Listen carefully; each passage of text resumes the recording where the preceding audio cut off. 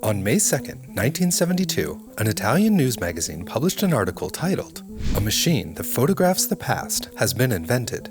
A Benedictine monk by the name of Father Pellegrino Ernetti claimed to have assembled a team of world-class scientists in order to produce the chronovisor, a television-like device which could peek into any moment from history.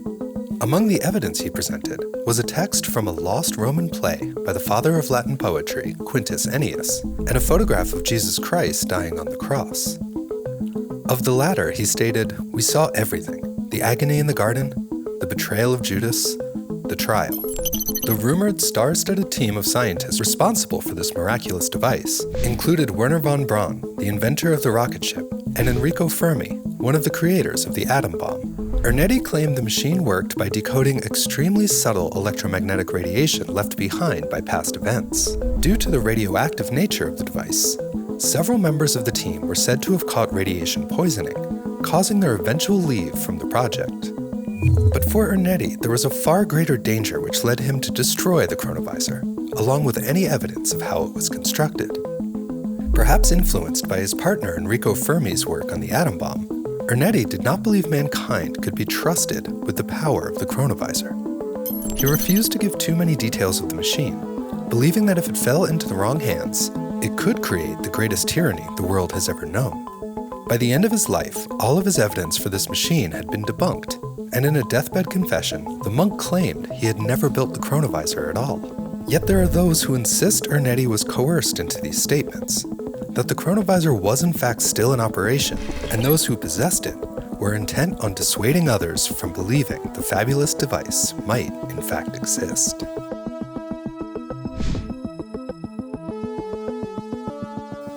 Few have been convinced by the evidence for the chronovisor. Father Francois Brune, a French Catholic priest who first spoke with Ernetti about his fantastic creation in the 1960s, was one of those few. In 2002, Brune published an account of his various discussions with Ernetti entitled The Vatican's New Mystery. Brune outlines the creation and destruction of the chronovisor, referencing his decades of conversations with its inventor. The title of his book refers to a meeting Ernetti claimed to have with the Vatican shortly before his death. Brune believes that Ernetti may have had constant contact with the Vatican on this matter, influencing him to stay quiet about the chronovisor out of respect for proper bureaucratic authority. As Brune writes, when a Benedictine monk makes revelations of such magnitude, he must have the authorization not only of the Father Superior of his monastery, but very often he needs the direct authorization of the Vatican.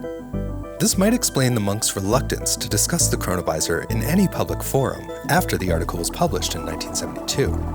In his very last meeting with Brune, shortly before his death, Ernetti told of a meeting on September 30th, 1993, in which he and the two other surviving scientists from the chronovisor team were invited to the Vatican to present their work.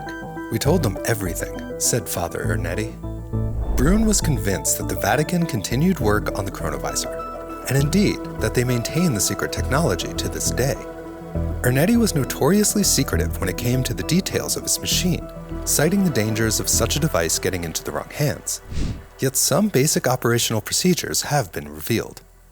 Built into a large cabinet, the machine consists of three parts. First, an array of extremely sensitive antennae are tuned to pick up minute wavelengths of light and sound. The second part of the machine acts as a navigator, allowing the user to dial in a given place, date, and even a specific person to view.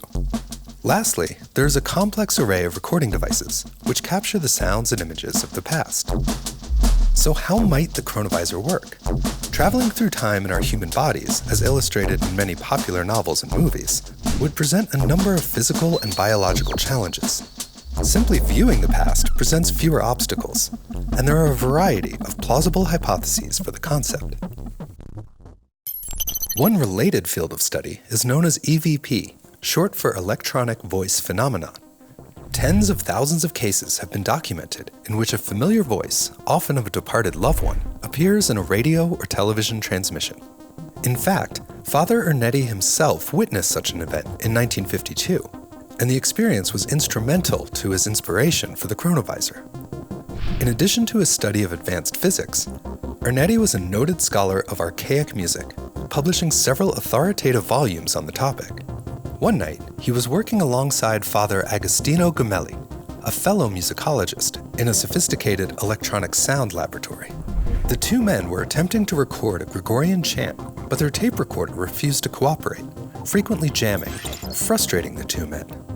When Ernetti played the tape back, Father Gemelli was shocked to find a familiar voice recorded on the tape. It was his father, clearly stating, "Of course I shall help you. I'm always with you." Gemelli was shocked and broke out in a sweat, but Ernetti was intrigued and insisted on trying the experiment again. After another attempted recording and another malfunction of the recording device, playing back the tape revealed a new message. "Zucchini, it is clear. Don't you know it is I?" Gemelli could not think of anyone alive who would know Zucchini was his father's childhood nickname for him. The two men were convinced they had made contact with the dead. For Father Ernetti, the experience was profound, leading to his hypothesis that all events from the past leave behind some trace residue which could be decoded here in the present with suitably precise instrumentation. If the chronovisor did in fact exist, it most likely functioned by reading these subtle recordings of past events. As to the question of where and how these impressions were recorded, Ernetti was typically silent. And while direct explanations from the Benedictine monk are rare, those who knew him well have proposed a number of theories. One idea revolves around the concept that sense impressions can be stored on the surfaces of inanimate objects, similar to the way a vinyl record stores sound in its grooves. Variations of this hypothesis have existed for at least 200 years, and while mainstream scientists have always been quick to scoff, the basic premise is logical, if currently unprovable by the scientific method. One popular iteration of this concept is the stone tape theory, which attempts to explain hauntings and other paranormal occurrences by suggesting that physical impressions of past events are recorded on the surfaces of objects and replayed under certain precise conditions. Father Luigi Burello was a priest and physics professor who became obsessed with building his own chronovisor after hearing about the device. He came to know Father Ernetti quite well and was obviously influenced by his beliefs. In a 1974 article entitled Matter Speaks, Burello states, "Each time the sounds or images of an event strike matter, they are transformed into a static energy which under certain conditions may be retrieved.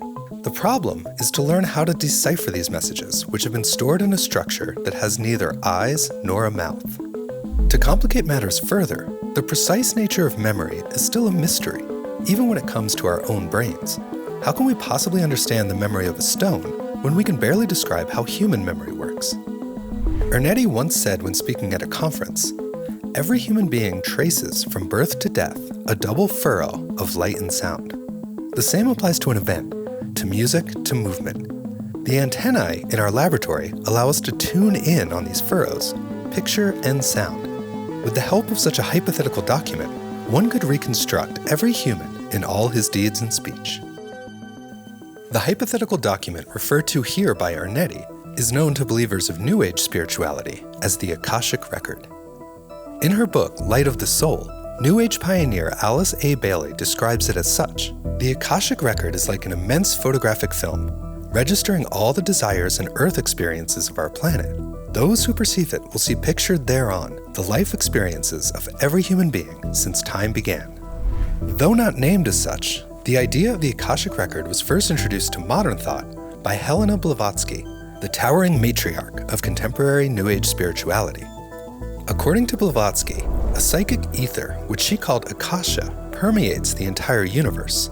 Psychics and clairvoyants are able to perform miraculous feats by tapping into this etheric field, and all human activity is recorded here as well. Blavatsky herself was often witnessed accurately translating long passages from extremely rare books by simply staring into empty space. According to her, she was able to view these texts through the ether.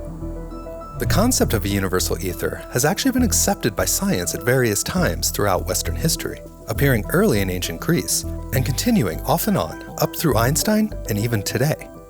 In the mid-19th century, at the same time Blavatsky was writing her seminal texts, physicists were perfectly convinced that an etheric field with unique physical properties must exist.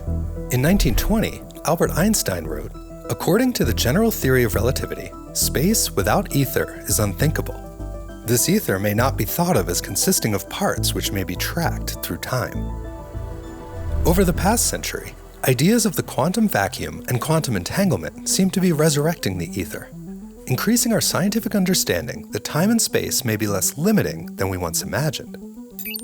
While it is difficult to make a strong case for the existence of the chronovisor, the fundamental principles of such a device do not appear outside the realm of possibility.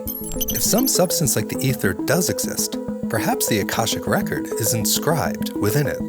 Or could it be recorded in the surfaces of inanimate objects, sense impressions from long-forgotten eras simply requiring a sensitive enough decoder to reveal their hidden messages? And just maybe, somewhere in the deep archives of the Vatican, Father Ernetti's time-traveling machine continues to reveal the lost sounds and images of the past.